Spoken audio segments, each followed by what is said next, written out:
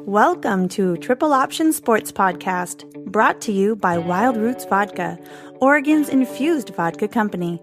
So, without further ado, here are your hosts, Matt, John, and Jesse. All right, welcome back to another week with us. This week we're going to cover the NFL Combine, what we liked and what we disliked. We got to throw in UFC 222 and kind of discuss who won and lost in that sock bet. Finish up our road to Super Bowl 53. I think we have 6 teams left, and we have a big announcement on a jersey giveaway, whether it's NBA, NFL, soccer, probably not soccer, and it's going to be good, so stay tuned through the whole show. Of course, to my right, the adult Capri Sun drinker himself, Mr. John Radford. How you doing, Radford? I am good, and I got my fruit punch Capri Sun to my right. Well, we should be sponsored. You should personally be sponsored by them. Just you personally.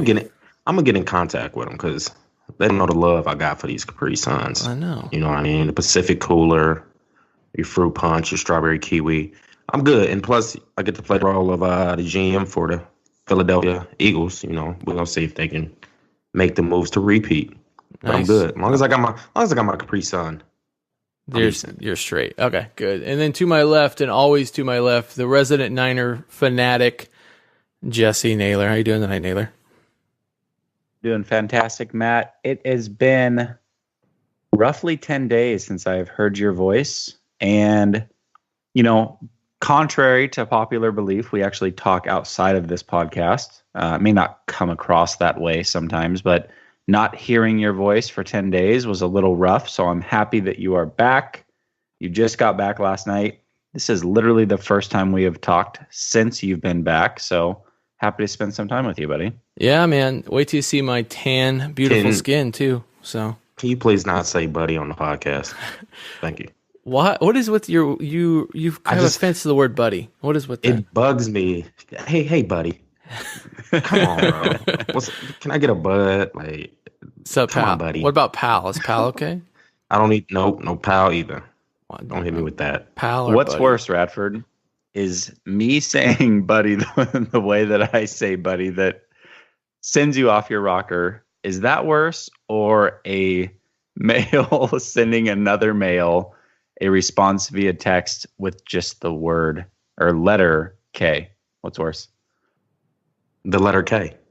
Okay. What about a text smiley emoji? I need tears with it. Like, you gotta be. That means like I need to know like you laughing. You shouldn't be sending just another a regular emoji, not the laughing one. Is No. that worse? Don't send me that, and don't send me K. Text me okay, all right, gotcha, something like that. Don't text back K. That grinds my gears. I send K all the time. I don't know why this is a problem. You need to stop. All right, we need to have a Twitter poll on that. I think people send K all the time. It's a Radford problem, not a world problem. So I tend to agree. Of me after this of the word K. But go ahead. I can't wait. I tend to agree. So Radford and I have actually had this conversation. It was one of the first things that we really bonded over as we've grown this relationship of ours, this friendship. Let me be clear. Despite the UFC thing, you didn't say partnership, so I think we got it. Relationship. Yeah. Either way, relationship, friendship, whatever you want to call it. But we agreed that a man should not text the other man K or any emoji other than the crying, laughing face and multiple of them. That is it. And another man should not be wearing scarves. You shouldn't wear a scarf. Oh, I agree with that. I agree with that. I can do it. No scarves. But I've known Jesse for a decade, and privately he sends me K and emojis all the time. So I think it's just that is not true at all. So it's okay. You don't have to admit it, but it's never happened. But a lot has happened since I've been in the Caribbean. Which it was a tough vacation. I took our marketing budget and I went on vacation. So my family thanks you guys for that. But NFL Combine was pretty interesting. We had to make 3 cuts on our team because of that, but it was totally worth it to make you happy. Totally worth it. We have a big staff here at our editing department has been cut literally in half. Yeah. We might not have podcasts after this week, actually. Our budget's gone. So What did you guys think of your boy Barkley at the combine? He did what I thought he was going to do. I mean, I said it last week. He was going to run a 4.4. He benched more than what I thought. I said he was going to do it 25 times. He hit the 29 marker, and then that 41-inch vert was just explosive. I mean, I think he locked down the number one pick. That's how I look at it. I mean, we knew what he was, but after coming out running that 4.4 and that vertical and that bench press, it just locked it in. It just secured that number one pick. And if Cleveland don't take him, that's just them being typical Cleveland. Yep. Yeah, I agree completely. Saquon, what was the thing that came out? It was he had a higher vertical than Julio and Odell. He ran a faster 40 than Devin Hester and someone else, another big name. He bench pressed more than Joe Thomas and Luke Kuechly. Yep. Yeah, it's just crazy. Yeah, he's a beast. If Browns don't take him, number one, Giants will take him. 100%. He has to be. He's the best player in the draft. There's no question about it. Yeah. Yep. So it's pretty clean. What about what other takeaways did you have, Jesse, from the combine? Well, so I find it ironic that Josh Allen and I can't even remember his name because he's so irrelevant. Mayfield. I can help you. Thanks. Mayfield and Allen were highly talked about on the last podcast, and both of them actually had pretty good combines. So the guys that came out well were Barkley, Griffin, obviously, Mayfield, and Allen. Those guys really solidified or boosted their draft stock. And then there were some guys that struggled. So Darnold didn't even throw, which I don't know. I didn't think it was good. If I'm a GM, I would want to see him compete. Even if he didn't throw the best, I would rather see him throw and just show he's a competitor. Rosen didn't throw that well. And the kid from Oklahoma, the offensive tackle from Oklahoma, bench pressing 225 14 times, running one of the slowest 40s, which, look, for an offensive lineman, you don't have to be the fastest, but to run one of the slowest 40s in combine history and to bench press 225 at your weight 14 times, you went from being easily a mid-tier round one guy to possibly falling out of the first round and mid to late second round potentially. So that wasn't good. No, it wasn't. And I watched him do the lineman drills, Orlando Brown. His feet looked kind of heavy, but they still saying he got like that reach. And it was like you said, the 40 don't really matter for no offensive lineman that much. But so they're saying that he's going to fall a little bit just because they don't know about his work ethic, because there's no reason why you, an offensive lineman, you only doing it 14 times when receivers and DBs are doing the same as you. The biggest takeaway was Shaquem Griffin running at 4.38. Yeah. That was impressive. More impressive was him doing 225 20 times with one hand. Yeah. So, I mean, that was beautiful. And then I also liked, I can't think of his name, but it's the center from Iowa, this black guy. His feet was amazing as an offensive lineman. They were doing like the shuffle, the shadow drill. His feet was moving quick. He possibly moved into the first round as a first-round center. Q from Notre Dame did amazing on the shadow drill. Also, his feet looked good, and also on the pull drill. So Nelson, the guard from Notre Dame, I think, going to be a top 10 pick. They're saying that if Barkley goes 1, that he might go 2 to the Giants. He's that nice. I love it. He's that nice. That man is aggressive. His feet looked good. Receivers ran well. Corners ran well. I think Denzel Ward's going to be a top 10 pick from Ohio State. He looked really well. What's your boy? Is it Josh Jackson, corner from Iowa? Yes, I love Josh Jackson. He ran decent. I think he ran like a 4.4 or 4.5. So he ran decent for his size, because that was the knock on him, was his speed. And for him to come knock out a 4.4 or 4.5, that's good for him. But the biggest takeaway with Griffin, him knocking out that 225 20 times and running at 4.38, which is super impressive. But him doing that, they still said his stock only went up to probably the 4th round. And So which round?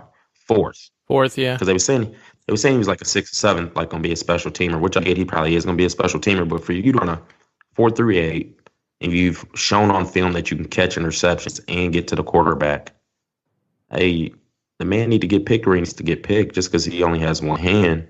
But if you can still intercept the ball and have game film doing it and doing it at the combine, I don't really see what the issue is. And I know he's gonna work out as a safety at his pro day just to show some more versatility. I like it. Yeah, I like Lamar Jackson from Louisville, QB. I mean, he didn't do the athletic testing. He's going to do it at his pro day in Louisville on the 29th. But I bet he runs a 4.4. And he's got some I like his personality. They were asking him about his mom being his agent. And he's like, no, my mom's my manager. I'm my agent. I don't have an agent. I don't need an agent. I can handle my own business. So he's like, there's no point. I'll deal with all the deals and the contracts. He's going to have a really good pro day, though. I actually like Jackson a lot. I do too. And I hate that people are trying to paint him in this box. Like, oh, we're going to have to switch him just like we did Terrell Pryor over to. Yeah, he's a better QB than that, but his deep ball looked absolutely atrocious in the combine. Having said that, he's thrown, I think he's got or at least he's proven to have a pretty beautiful deep ball. His base is a little bit weak, and that's a big knock on him. He'll have to get that figured out. He reminds me a lot of a better grounded Vince Young. I remember watching Vince Young in college and just being enamored with his skills. It's kind of the same way with Jackson. I just think Jackson is just a better grounded individual and human being. And because of that, I think that he'll be more successful. A lot of Vince's issues weren't skill sets. It was more just mental. Yeah. And I also comparing him to Mike Vick. So.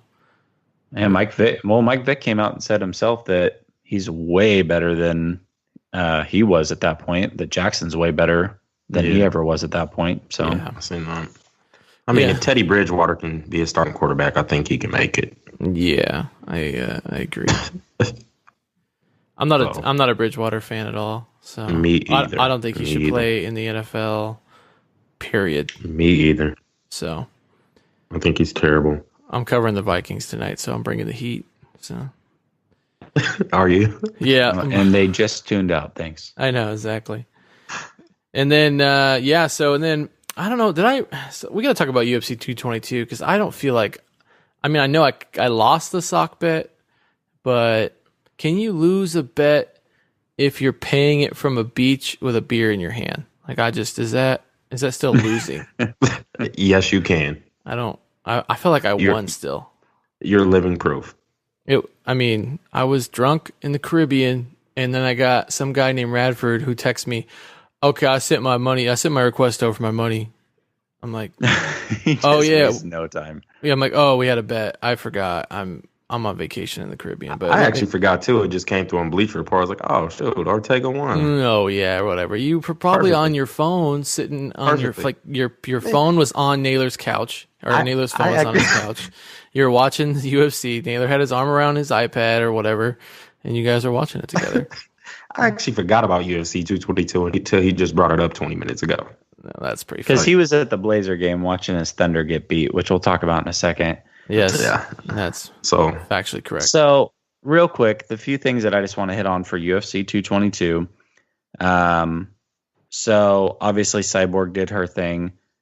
We did see Brian Ortega, not with a major upset, but the way that he beat Frankie Edgar was super surprising. Frankie Edgar had never been stopped. He was a 155-pound champion, fought for the 145-pound belt multiple times. We're talking about a true champion and a true veteran. So to stop him, especially with strikes when you're known as more of a submission guy, was pretty damn impressive. The other things that were big takeaways for me were Mackenzie Dern made her UFC debut. She's kind of the next it girl, or tagged that way anyhow. She won a split decision, very close fight, very good fight. And Here's a name to remember for those that did not watch UFC 22 or 222, but are fans of mixed martial arts.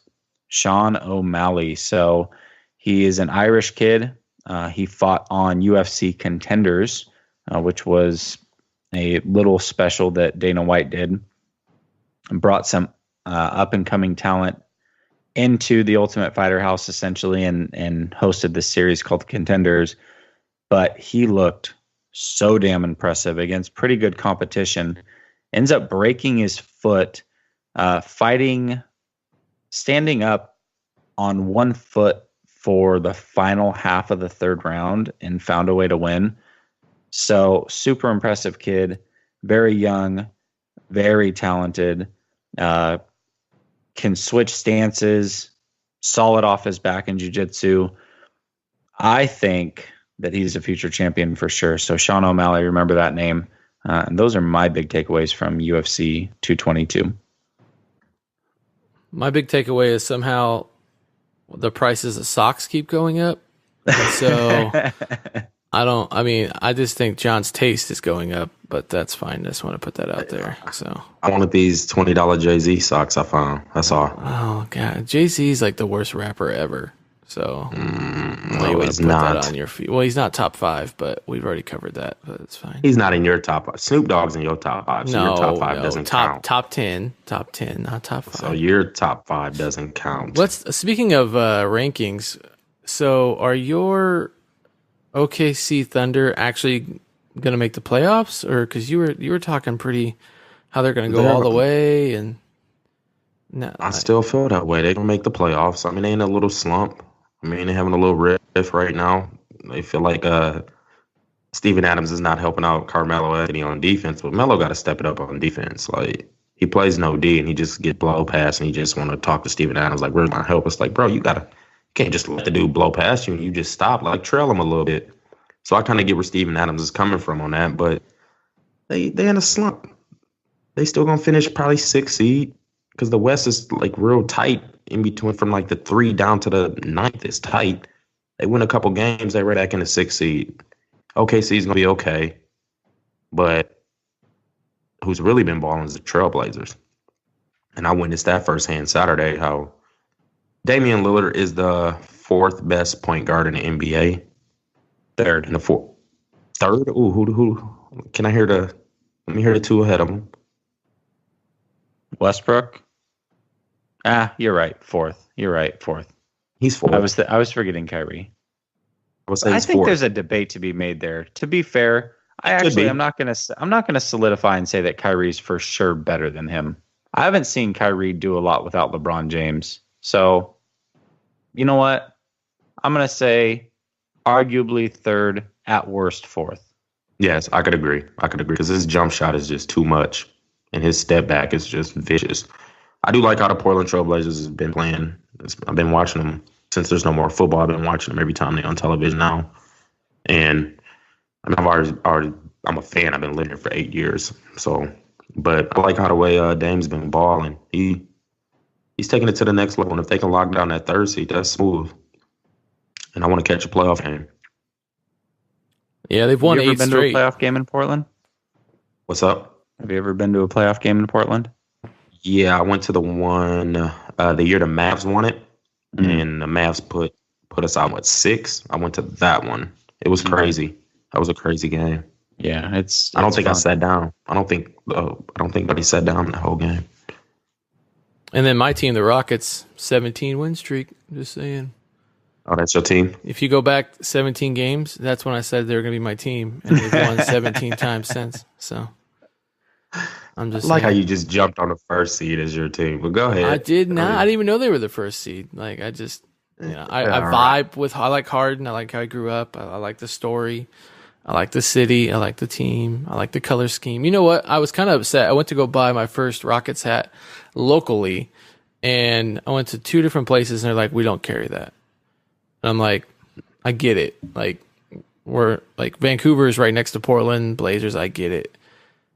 But how can you not have a hat of the number 1 team in the Western Conference in your store? Like, doesn't make any sense. I got a little upset. I'm not going to lie. but it's all good. Can you name another player? Name two more players that's on the Houston Rockets. Chris Paul. Okay, name one more. Another. I can't click that fast on the internet. Oh, okay. Okay. He's not a All right. basketball guy. I know We he all ain't. know he's a front runner. So Why you got to be hating? It's all good. I'm not hating. I just want to, you know what I mean? hey, can I give you a little stat though that is impressive with Houston? Yeah. So when Clint Capella, that's your third, by the way, when Clint Capella, Harden, and Paul all play, they are 33-1 this year. Yeah. They lost one game. That's impressive. 33-1. That's That's kind of impressive. scary. That is huge. Yeah, we're going all the way to the finals, so we're gonna win. It's fine. I wouldn't go But that you don't. far. By the way, you don't get out that easily. So the Thunder, who you said was going to win the title, not They are. so long ago. They're not winning anything. No, they're not. They may not make the playoffs. But at what point? And you and I have had this conversation quite a bit. At what point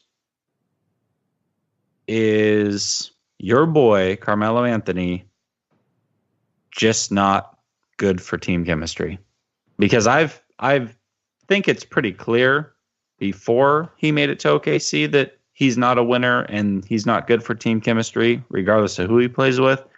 But I think it's even more important now because you're looking at a team that might not win as many games as they won last year. They added a lot of talent and they've been relatively healthy. So how do you explain that one? Wow. First off, I'm not going to explain shit. Yeah, because you know. I get it. Melo is an ISO player. Mm-hmm. He's one of the greatest of all times. He's top 10 ISO offensively. Okay. Man can't play no defense. Like For everybody whatever knows that. good that is. I'm just saying he's an ISO player. He's not built like he's not no team chemistry type of guy. Like when he was in Denver, he was the guy. He had one running mate. In New York, he's the guy. Like here, he's the third man. He adapted. At one point, he kind of adapted where he was just going to be a spot shooter. But now, I don't know what's going on. I mean, he's the fifth taking- most important guy on that team, at best.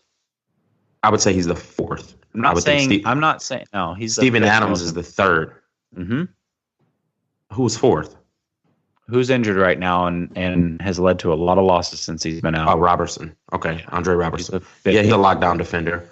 But I mean, Melo's just not built for like that team game. Like he needs to be like an and one type, street ball. Like that's Melo, but he's not the best team player. I get it. Like I ain't got no explanation for it. That's the truth. But I still believe OKC is going to go very far in the West.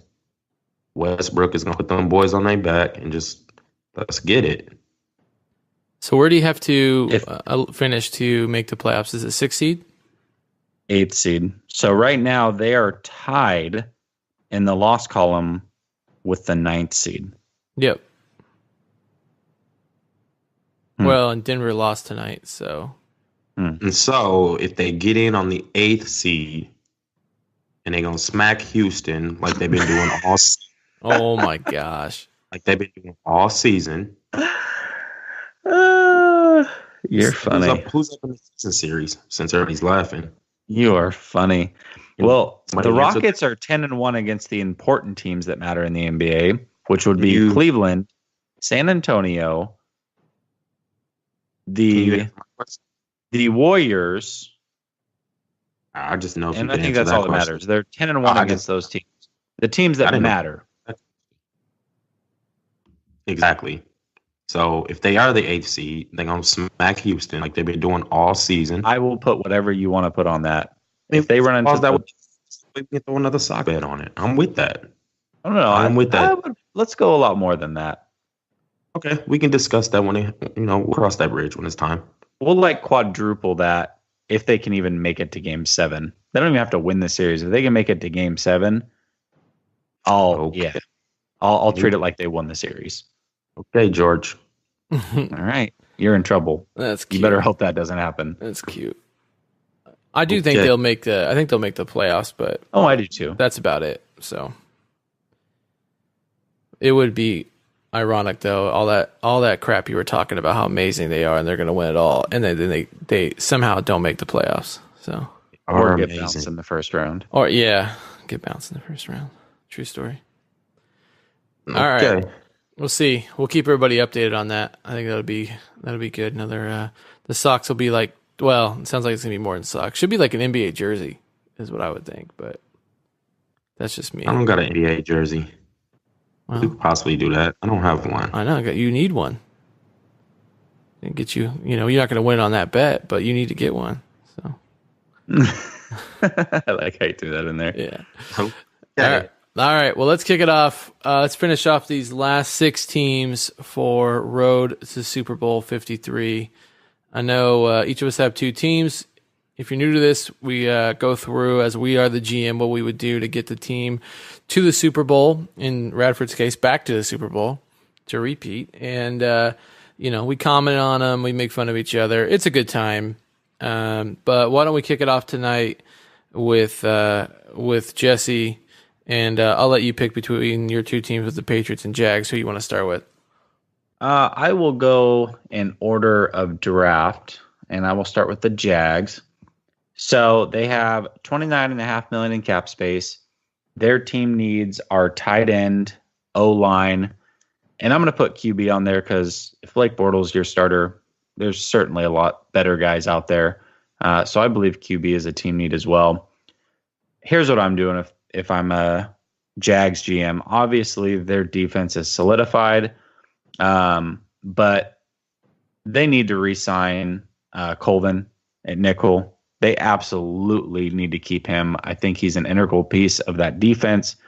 And I know that the outside guys, Ramsey and Bouye, get pretty much all the credit, but really Colvin holds it down on that nickel spot, and he's super important to that defense and that secondary. So I'm making sure that we bring him back. Out of the receivers, I'm keeping Marquise Lee. He's a heck of a lot cheaper than Robinson is. He's not coming off of a major injury. And he's been very productive himself. Now, out in free agency, I'm going to go ahead and sign Terrell Pryor. And the reason that I'm doing that is because he's coming off of a terrible season. He is going to want to be on a prove-it deal probably. And if you've listened to this series, you know I love those prove-it deals. So you're going to get him on the cheap for 1 year. You can put him on the outside. He's probably not going to do that great because Bortles is his quarterback. But at the same time, I don't think you need a Robinson if Bortles is your quarterback. As long as you've got some decent guys out there and a good running game, you want Bortles to manage the game. You don't need a number 1 explosive receiver to win with that. So I saved the money on Robinson. I signed Terrell Pryor. And then in the draft is where I do my damage. I go ahead and get an offensive lineman. So I go and get Billy Price out of Ohio State to help bolster that offensive line a little bit. I think he's a very good player coming out of college. He'll be ready day 1. And he will not only protect Bortles, but he will make sure that Fournette stays clean as well. And then in round 2, you go out and you get a tight end, again, to help Bortles out. But I look at, I believe it's Dallas Goedert is how you pronounce it, out of South Dakota State. He's probably going to be the 3rd tight end off the board. He may not quite make it to you, but if he does, I believe that he is the guy that you go and get. His player comp is Zach Ertz, and he's turned into a hell of a receiving tight end over the last couple years in college. I believe that if you go and you make those minor tweaks, you certainly can win the Super Bowl. The team is extremely stout on defense. I know I poked fun at them towards the end of the season, and that was more to prove a point towards the Patriots' way, but the Jaguars are up and coming. If Bortles can do what he did in the playoffs last year, that should be enough to keep them in games. And if you can give Fournette more running room by getting a solid offensive lineman in the first round, I think that is all you need, and they certainly can win the Super Bowl next year. I like it. Yeah, I agree like with some of that. I like the tight I do end have- piece too. Yeah. I got an answer for that tight end piece. I have an answer. So Dude, what they do should not do? stop. Nope. So what they Don't tell should me do Ebron. You just want to is jump them. they should take Dante Fowler Jr., defensive end, trade him to the Lions for Eric Ebron, and their Right. problems is solved. Right. Solved. That's Right. what I think. Me personally, if I was the GM, I would make that move. I would go up there to Detroit and get Eric Ebron from the Lions and send Dante Fowler Jr. defensive end. Nah, Ebron But is besides not, that- Biased no, move, I'm sure. No, Ebron's the same. That's no. a great move. No, it's not. It's a great move for the Lions, but Ebron is the same player as Julius Thomas and Mercedes Lewis. He's a bust. So that's a great move. it's a comp. They're the same player. That's a waste. Great move. Nah, they should go get. I would like them to go get Jimmy Graham. So I They think said he's probably going to be a Lion. everybody's going to be a Lion these days. I guess. That's real talk. That's on ESPN and NFL.com. Yeah. Google They it. do waste their money on that bum. Google I it. like Jimmy Graham. I like Jimmy Graham. I do too. They're talking about Yeah, I liked Jimmy Graham 4 years ago. perfect. They're talking about Jags taking that Oklahoma tight end Mark Andrews maybe in the draft, which I think. Yeah.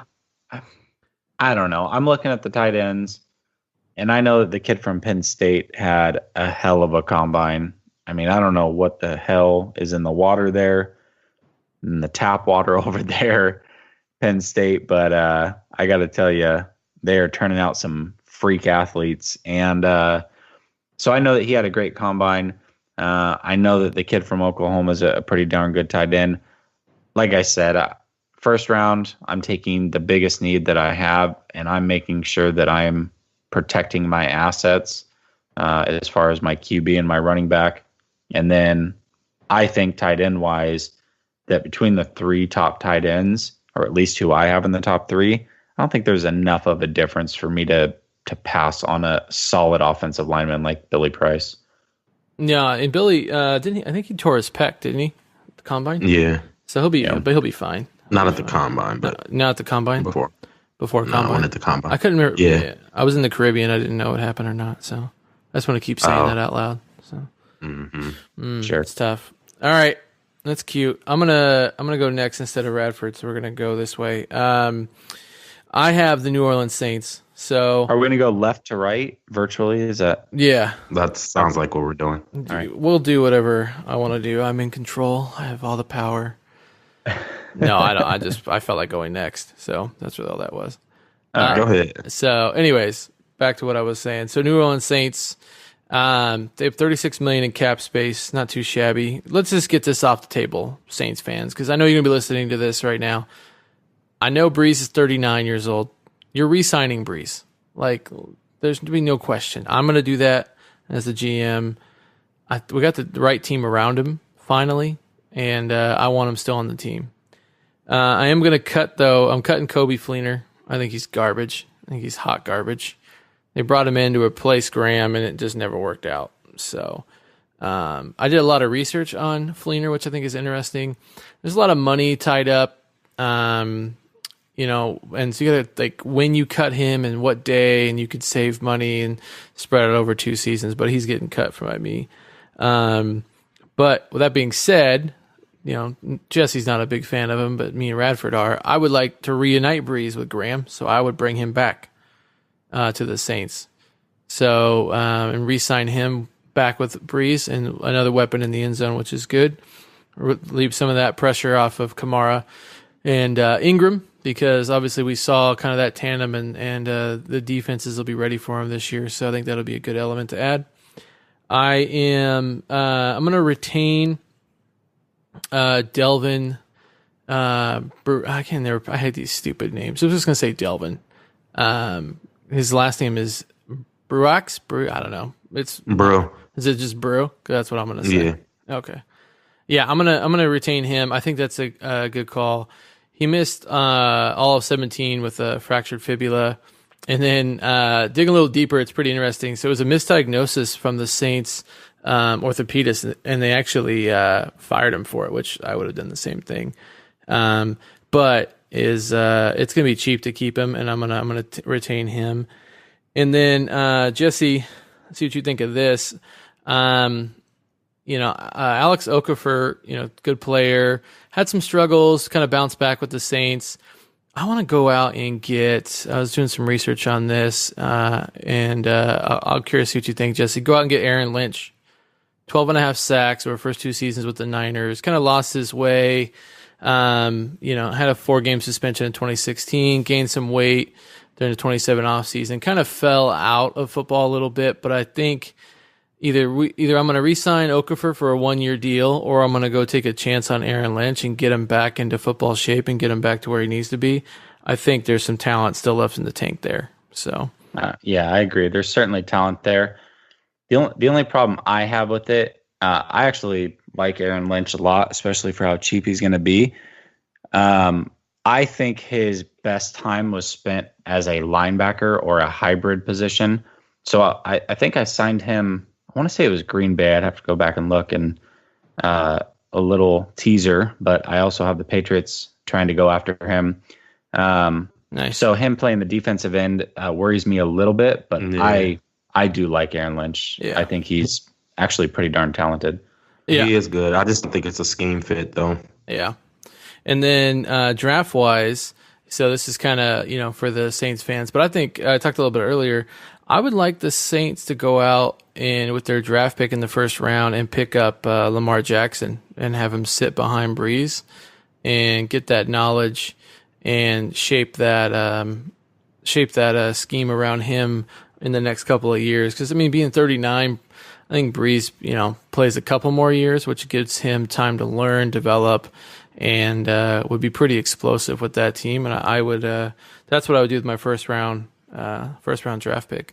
Otherwise, the defense is pretty nice with Lattimore and that other kid who's I forget his other name, Crawley. And then also, run game solid, receiver, I'm fine with. But that's what I would do with the Saints. And I think they gotta, if they don't do anything crazy. They've made some bad decisions in the past because they try to rush things. I think if they can just take their time, they're building the team around Breeze, and they could win, get back to the Super Bowl, and possibly win it with that. The question I have is, do they have enough in the salary cap to buy Kamara a new wardrobe?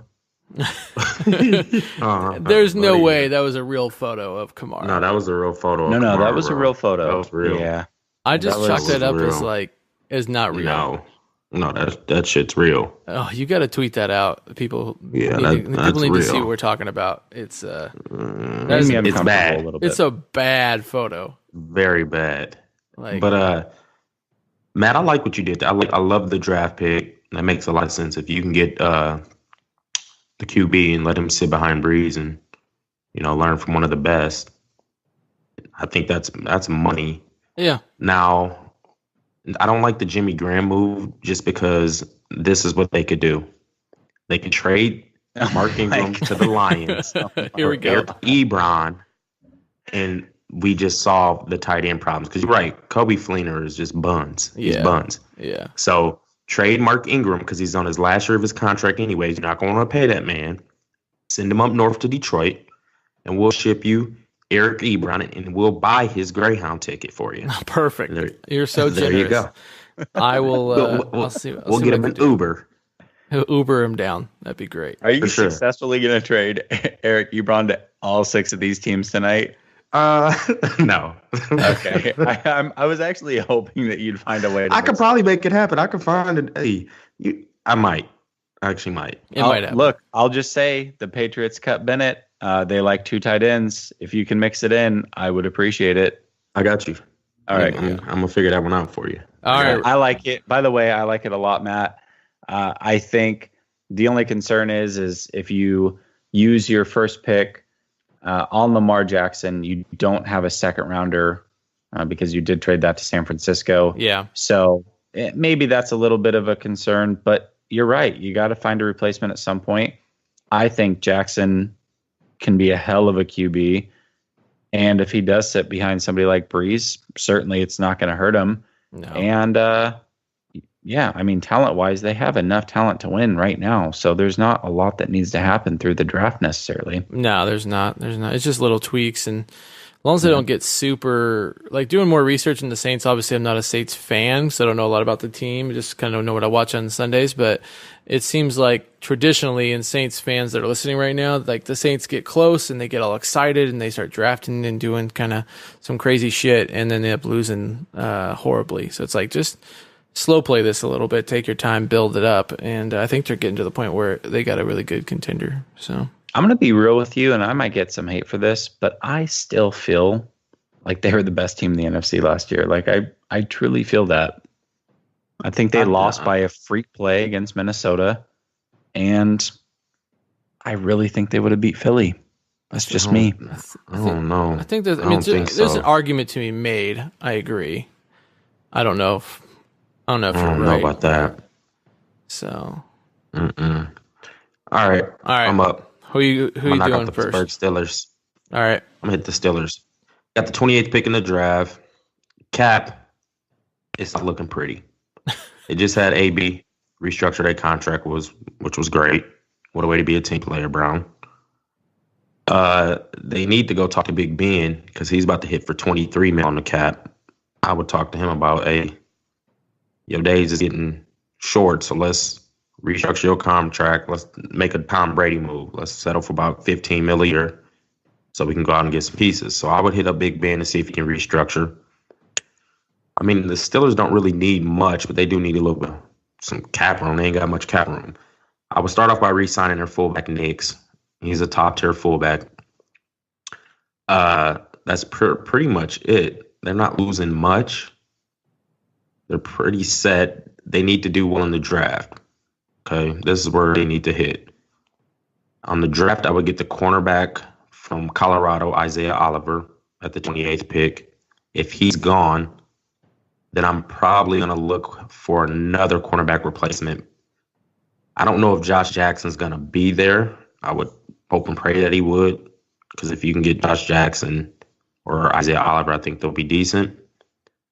If all fails and both of those corners are gone, then at this point I'm going to give Rashaan Evans, linebacker from Bama, to kind of hold down that linebacker spot until Shazier returns, because I'm praying that he does return to football, because I think he's one of the top linebackers in the game.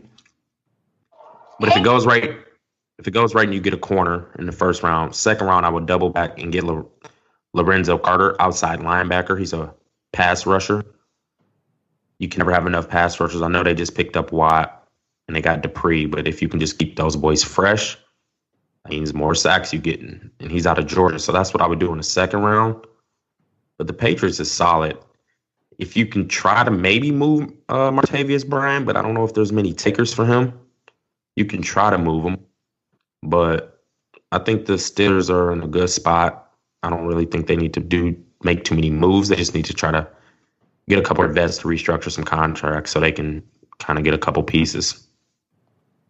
Yeah, that's it. Pretty terrible Tennessee. Yeah, I've been reading they're possibly taking what's that kid, Hayden Hurst out of South Carolina, tight end, first round maybe, which would be interesting. And then does franchising Bell, does that give any more cap room or not really? No, that's taken. I mean, they got to pay $14 million. So if they can try to get him to get a deal done, I'll try to get him like on a $10 million deal for the first year. And then these next couple of years boost his contract, because Big Ben will be off your books, I would say, in the next 2 to 3 years. So I would load up his contract towards the back end, even though Bell will be getting older, but I'll load up the contract to the back end. Because right now he's a $14 million cap hit on the books. So I'll try to get him around that $9 to $10 million for the first year, for this year coming up, and then backload that contract, because you'll have Big Ben off your books. Yeah, that makes sense.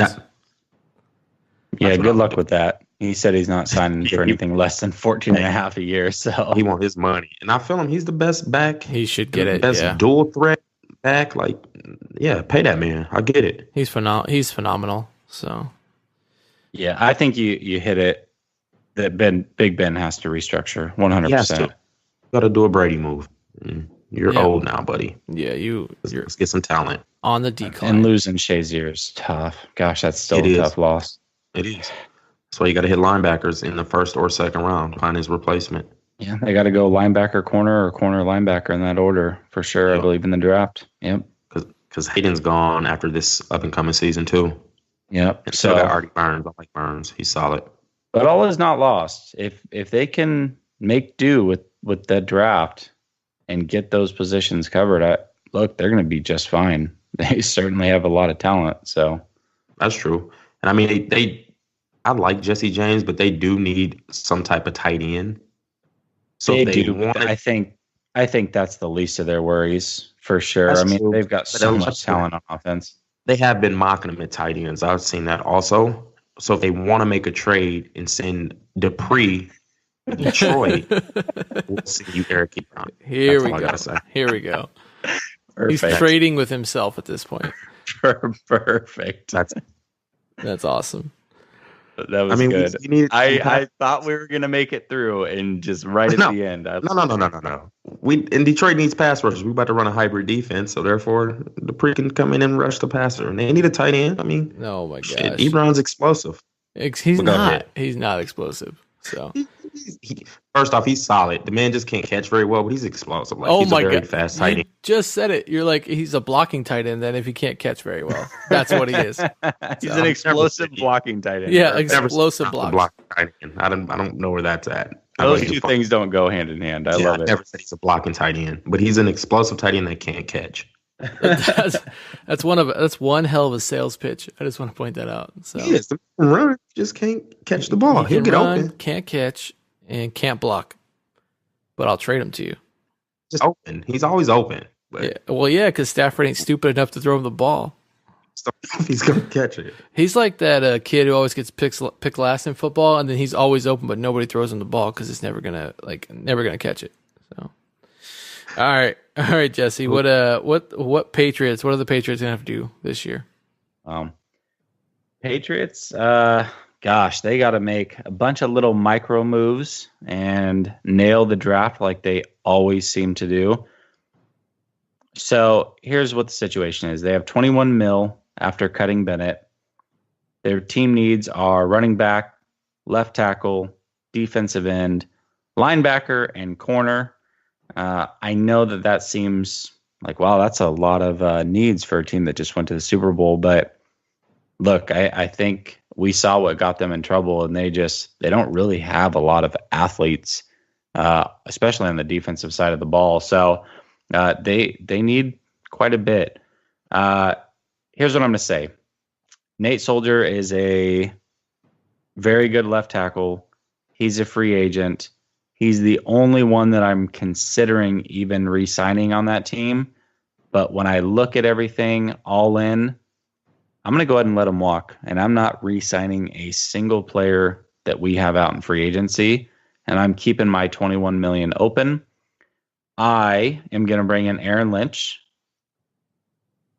No, you're not. You're not. Yep. He's already on a team. Sure. So I'm going to bring in Aaron Lynch, and I'm going to bring in Courtney Upshaw. And the reason I'm bringing those guys in is because they're very inexpensive, and they are both hybrid guys. And so Radford just said it himself. The Lions are going to be running a hybrid defense. Well, where do they get that scheme from?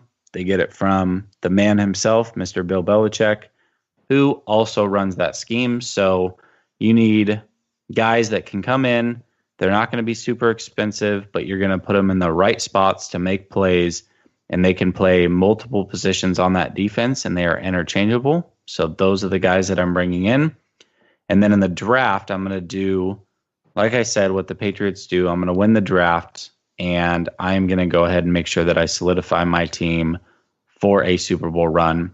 And here's how I'm going to do that. Round one, I'm going to get Colton Miller, the UCLA. That is going to fill the left tackle spot. And like I said, on the cheap, cover for Soldier leaving.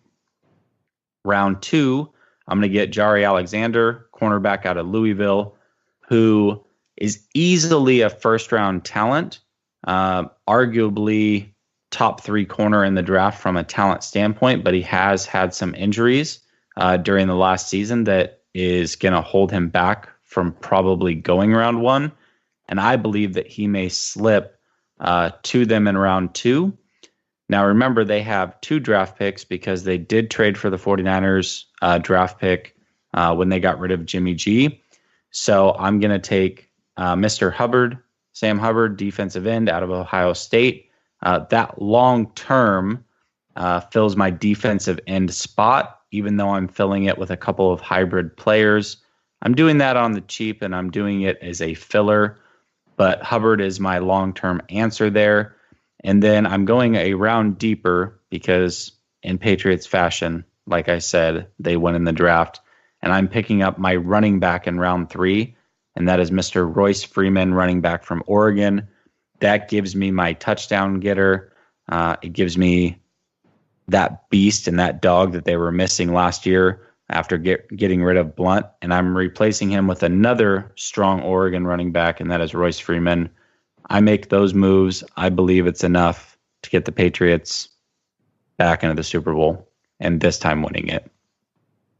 So I like it. So you're not re-signing Deion Lewis then? No, I'm letting him walk. Nah, I'm letting him walk, nah. and I'm letting Burkhead walk. I like There's Lewis. no need. They got James White. There's no need to have 3 of the same type of running back. No I just need. feel like the moves I made are typical Patriot moves. They let the expensive guys walk, they let them go make their money somewhere else, and then they quickly replace them in the draft. That's true. Yeah. Now, the Patriots like to run those 2 tight end sets. Here it So is. what I would do, I would trade Shaq Mason guard to the Lions for Eric Ebron. Now they have 2 athletic tight ends who can make plays. And it's kind of back to that what Aaron Hernandez and Gronkowski era. You got Ebron and Gronkowski. So trade us, trade the Lions, Shaq Mason guard, and we'll send you Eric Ebron. Yeah. And we'll actually put him first class on a plane. We'll send him on a private jet. Hernandez could at least catch. I mean, he killed people, but he could at least catch the ball. Ebron, Got a again, couple cases. yeah, cannot catch or block. He could just run, it sounds like, at this point. So, Oh, he's super explosive. He'll get open. yeah. super explosive. He gets Hey. open. So really, his sport of choice should have been track, is what I'm Yeah. hearing. Yeah. Hey, the man can run for 250. Just saying. He may not catch it, but so that I like what you're saying. I like the moves. I think that Ebron trade would get them over the top, but I do like your moves. Perfect. Thanks. Alrighty, Matt, who you got? All right, I got the Vikings. So there's a couple little moves here that I think Viking fans will appreciate. So let's just clear the air first with Kirk Cousins. So I'm gonna go get Kirk Cousins. Obviously, real life they didn't tag Case Keenum for a reason. I believe they're gonna Kirk Cousins will land with the Vikings, so that's what I'm gonna go do. I'm not gonna tag Case, and I'm gonna go sign Cousins. The deal will be insane, but it'll be worth it. You're also gonna see like Terrence Newman's gonna retire, so I'm gonna move Mackenzie Alexander to nickel corner. He did pretty well this year, filling in anyway, so that'll cover that spot. I am gonna re-sign Nick Easton. He's 25. I know Viking fans right now are like, why would we re-sign Easton? He didn't really help us much. I think there's still a lot to learn there. And he's willing to do whatever it takes to help the team. And that kind of character you want to keep on the team and the youth of it too. So, you're also going to see Joe Berger probably retire. So I'm going to re-sign Anthony Barr. I think, that'll also create some cap space. We'll have to pay for him, but third straight Pro Bowl this season, 25 years old as well. I mean, it's pretty stout. And here's another thing. Obviously, you got to get a pass catching running back. I'm not gonna re-sign. I'm not gonna sign McKinnon or Latavius Murray. I need something behind Cook, and I think Darren Sproles still has some stuff left in the tank. I know he tore his ACL. And people are like, oh, he's not going to come back. I'm going to bring him back. I'm going to put him behind Cook and get him on the cheap. I think he'll do pretty well. And then for the draft, I'm going to go in my first round and take Mike McGlinchey, tackle from Notre Dame. Probably play right tackle, which will fit in perfectly there. And, also he'll get along with his boy, Kyle Rudolph, because Kyle Rudolph's from Notre Dame. So the team is pretty dialed in.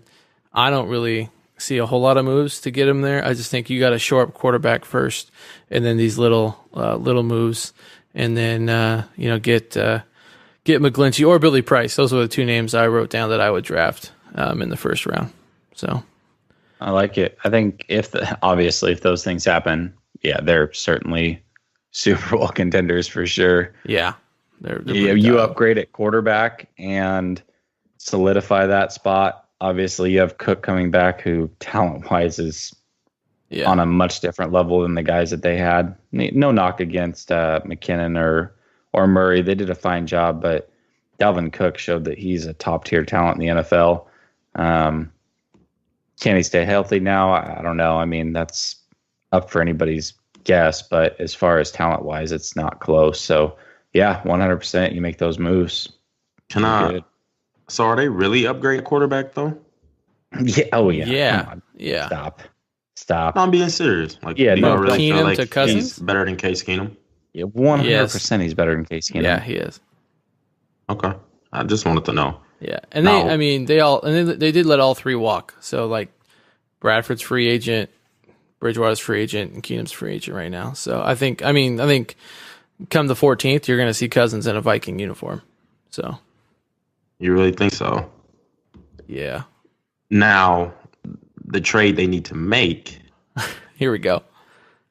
No, I'm not trading Eric Ebron to I didn't think so. NFC North Divisional. Like, no. So you can start catching the ball and eat us up. Yeah. All of a sudden, he'll catch the ball to win the game. So no.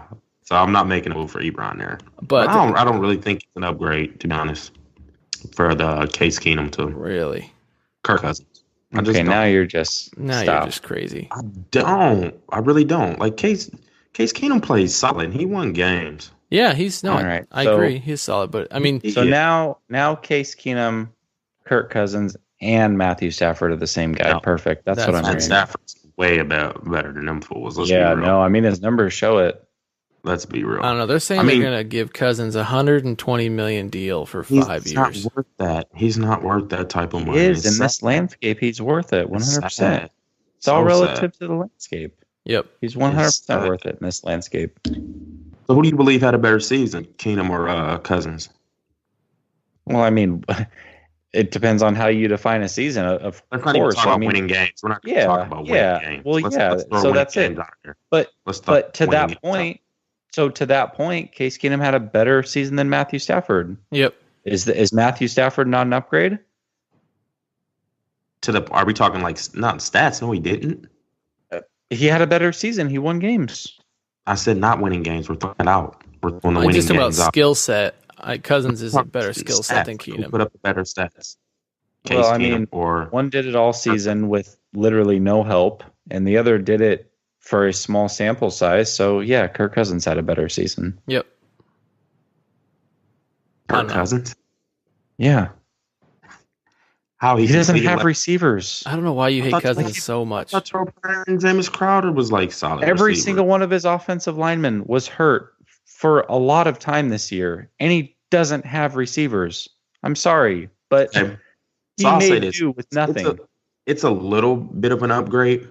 But is it worth double the money type of upgrade? That should be the question. Is it worth double the money? It's worth the guaranteed money type of upgrade. So if you got to pay somebody $3 million a year compared to paying a quarterback $15 million. Is he that much better? We have to double that cap hit. Case Keenum is not going to make $15 million. If he's a starter for them next year, he's making at least $20 million next year. Yeah, guaranteed. So $10 more million in a cap hit. 100%. Yes. Yeah. 100% he is. Another premier player for $10 million a year. 100%. They don't need another premier player. You always need premier players. You can't have enough on your team. What do you mean? 100%. He's worth it. All right. Personal opinion. Tell us how the Eagles are going to repeat. The Eagles are going to repeat. Let's see. I mean, obviously, Carson Wentz gets healthy. Done. Yeah. Yeah. Right. That's all they need to do. Now the Eagles, they're in good shape. They're in a worse situation for his cap than the Steelers. So they ain't got no money to play with. They're going to have some people restructure their contract, and they need to start with Jason Peters. I know he's a Hall of Fame left tackle, but he's going to have to take a pay cut or restructure. Something's going to have to happen because they need a little bit of money. They got the 32nd pick in the draft, obviously. Now, the key re-sign here, I think, is Nigel Bradham, the linebacker. He's their best linebacker on the team, and I think he's going to end up leaving. And Jim Schwartz is upset about that because he brought him over from Buffalo with him, and he just balled. So they need to find out a way to get him back. And they're in good shape because they're only losing 2 starters, which is corner and their linebacker. Now, the corner they're going to be able to replace with Sidney Jones. I don't know. I'm sure the Eagle fans remember they got the corner from University of Washington last year, Sidney Jones, who was ranked the second best corner coming out of last year's draft until he tore his Achilles on his pro day. So replacing Pat Robinson at corner is going to be an easy filler just because, I mean, he's had dang near a year and a half to replace from that to heal from the Achilles injury. So they're going to be good at corner with Sidney Jones. I wanted the Lions to draft him last year, so I'm super high on Sidney Jones. This is the move I would make. I would trade Nick Foles because once Wentz is back, you just had that man sitting on your bench, and then next year he's going to hit free agency. So I would get something for him. I would try to move him for a second-round pick because the Eagles only have a first and I believe like 2 fourths and a fifth. So they don't have a day 2 pick. So I'll trade Foles to get a day 2 pick.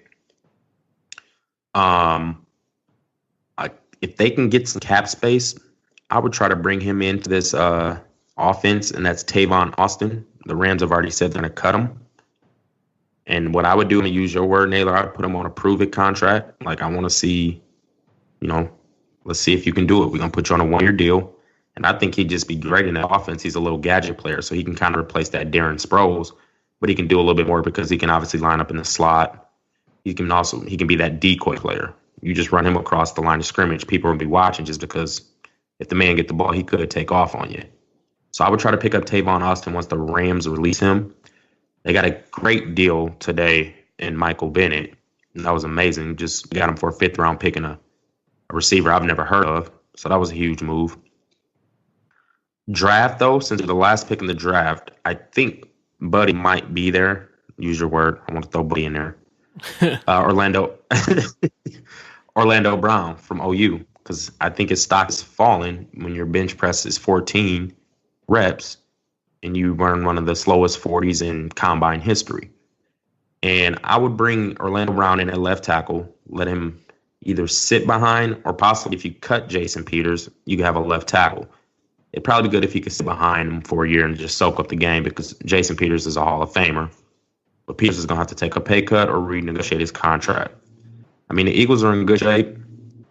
They're not losing much. They're getting Sidney Jones corner. I would definitely try to get Nigel Bradham back, though, because that was their best linebacker. They're also getting back Jordan Hicks at linebacker, who's a solid linebacker.